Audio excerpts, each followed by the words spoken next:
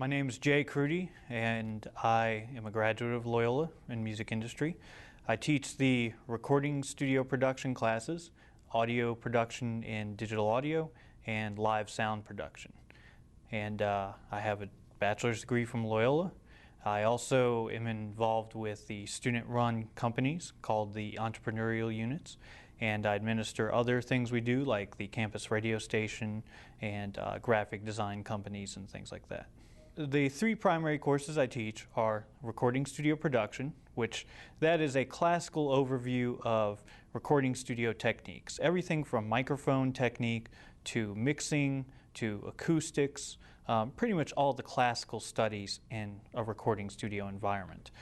We also talk about things unique to production like producing tips, how to interface with artists, kind of how to make commercially acceptable records according to the standards of today's music. In the digital audio production class, it's primarily centered around how you would work with audio on a computer-based platform. It doesn't really address things like microphone technique and more of the studio aspects. It's more or less the generic aspects of audio production, which would apply whether you're going to be an audio engineer, a video editor, or any of the audio-related fields. So we talk about things like equalization, compression, reverb, and a lot of editing and automation in those type of topics. In the live sound production class, it's centered around the legal and technical aspects of putting together live concerts, usually either outdoors or indoors, and we talk about everything from permitting to the technical production aspects, the stagecraft, lighting, pretty much everything involved in putting together a concert. Yeah, I'm a bass player. I started playing in 1993 when I was 13. I quickly took a liking to rock and R&B and more popular music styles. But I also signed up for concert band at my middle school, and I stayed with concert band all throughout even my college career. So I have a pretty good background in not only classical music styles and interpretation, but also popular music. Really, jazz is the only thing that I don't really have a lot of experience with or interest in. Well, it's an interesting time in the audio production field because, as you mentioned, students are coming in with a wealth of knowledge, much more than we ever expected, say even 10 years ago, which is good and bad. It's good in that we don't really have to cover a lot of the most essential elements. Like, it's a fair assumption that most students come in with an understanding of what a microphone is, how it hooks up to a recording interface. So they come in with a lot of the basic practical techniques in a way. But that's also a challenge in that we may have to kind of reteach them things they think they know already. So some of them also come in with preconceived notions about how to use a microphone or what's the best technique for a certain application. So it's interesting in that it creates a common language now where we can really, I don't have to start from scratch teaching someone what a microphone is or how to really use it. But at the same time, I also have to kind of re-educate them and try to do away with bad habits they may have developed. Because there's a lot of practitioners out there who are coming in as a student, but they may or may not really know what they're doing. They may have just kind of learned on the streets or learning at their home studio, and some of those techniques are very valid for a home studio. But in the wider world of production, it's a very interesting time. Like I said, these students come in, they already know a lot now, which is refreshing in that we don't have to start from the ground level. We can use a little bit of assumptions in how we're approaching it. The only trouble, like I said, is if they have these bad habits that we need to break. But more generally, it's a positive thing that they have access to this equipment. They've usually done some recordings of their own, so they at least understand the concept, like editing, for instance. Editing has been around since even the analog days. And now that students come in, they're fully versed in the concept of editing and what it can do for them. So my job is more or less to show them how editing can kind of take them to the next level. For example, a student will come in and they've done a lot of recording at their home studio. Well, at their home studio, they may have the luxury of time of sitting there and recording take after take after take and just choosing the best one. And a lot of them don't realize through editing, they could just record, say, 3 takes and comp it together into the best master take, which saves a lot of time and makes your productivity much higher. So a lot of it is expanding and extending what they already know. In my opinion, our program is a very entrepreneurial-centered program. And today's entrepreneur in the music industry has to have technical knowledge. You know, the average company in the music industry today is probably a handful of individuals. And every person in a small shop like that has to be versed in a variety of things. I mean, for example, me as a music business person, I have my own record company where I do my own recording, I build my own website, handle my own legal affairs, do my own bookkeeping, do my own promotions. So these are all different skill sets that I have to possess as an individual. And the music industry today is centered around this kind of knowledge. So I feel like my classes, even though it's maybe one small component of that, is a very important one in that if someone plans to start up their own record label or media company or doing something in that line, they're going to need to have the entire skill set covering the widest spectrum. Now, it doesn't mean necessarily that they will end up being the engineer or that they'll end up writing the copy for a public relations campaign or something, but they need to at least have the skills to know what to expect and what constitutes professional output. So, the technical side of things is a small component, but it's a very important one in that these students need to be armed with the know-how to, at the very least, even if they don't do it, they need to know how to interface with someone who is working on behalf of them. So we're really teaching them a language and a way to communicate with professionals. Well, along with our entrepreneurial approach in this program, we think it's very important that we connect the theory of the classroom with the practical application of that theory. So one of the unique things we do here is to allow our students to form these small micro companies that operate completely like real enterprises. Everything from earning their own money to investing it how they see fit and running the entire company the way they would run it if it were a startup out in the private sector. So we find it's a great application to connect the theory of the classroom with the practical aspects. And it's interesting too that students at first have difficulty making this separation. I mean, they tend to think at first that this is some kind of a extension of the classroom or it's a classroom type assignment. And it's quite the opposite. I mean, we push them to treat it as their own company, to take ownership of it, to make executive decisions.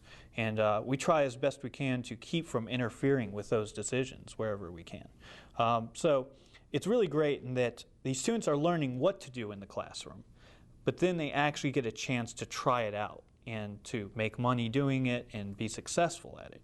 And we've had a lot of success. I mean, we have companies in graphic design, legal services, recording studio, live sound production, radio station.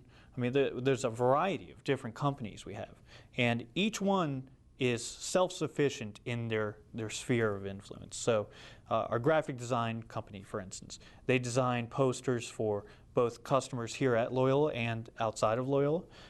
They design recital posters, they do websites, they do the full complement of what a graphic design firm or a PR firm would do. So, in their particular area of business, they do all the functions that kind of company would do. And many of them are quite successful. In fact, one of our companies, Loyola Sound, which does live sound production, I mean, they've made many thousands of dollars in profit over the year.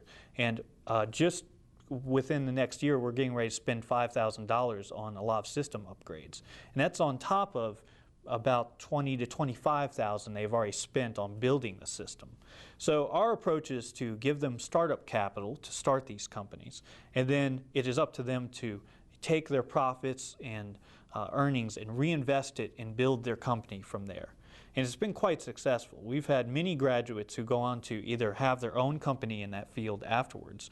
It's also been one thing that's really blown my mind is we've kind of turned the internship thing on its head, where now students aren't just going out and begging for jobs or internships. We actually have competitors in the marketplace who are kind of recruiting and wanting to poach our students. I mean, they want to hire them because they see that this person's coming in with a professional approach, and they already have the skill set these businesses need. I mean, businesses are always telling me that they can find people who are very motivated, but they don't have human resources experience, they don't have a very technical background, they don't have financial backgrounds, and we're kind of filling all those gaps. So our students coming out of the EU program know exactly what to do, and they can get in these companies and hit the ground running. But like I said, a fair amount of them also go on to start their own firms in these particular areas, and many of them are quite successful.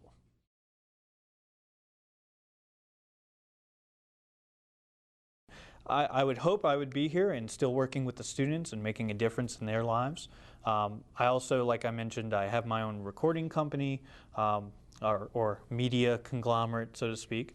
So, you know, I'm constantly doing recordings of my own.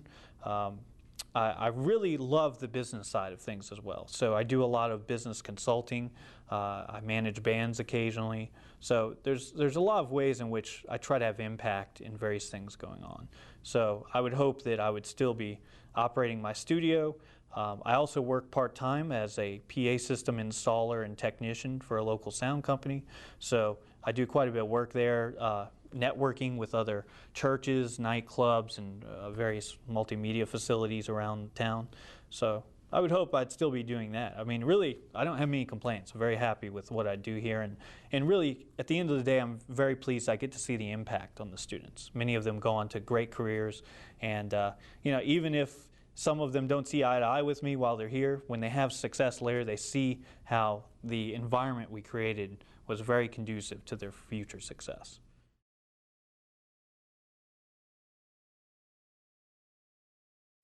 Well, if they are interested in a technical production experience, I mean, if they want to be an engineer or they want to be, you know, a producer or something like that, I would suggest for them to go out, buy some equipment. It's really not even important what kind of equipment they get, but, you know, go out and buy a cheap Pro Tools rig or a Logic setup or something.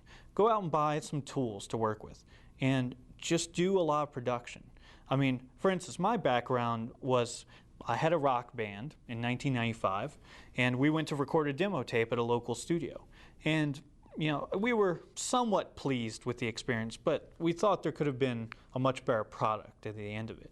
So that spurred me to think, well, what does it take to do this stuff? So I went to a pawn shop, I bought a reel-to-reel machine, a cheap $200 mixer, some microphones, and we started recording in our practice room.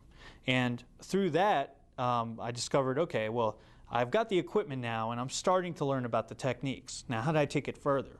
So I went to the public library. I read books on recording technique and acoustics, and you know, there's a wealth of information publicly available.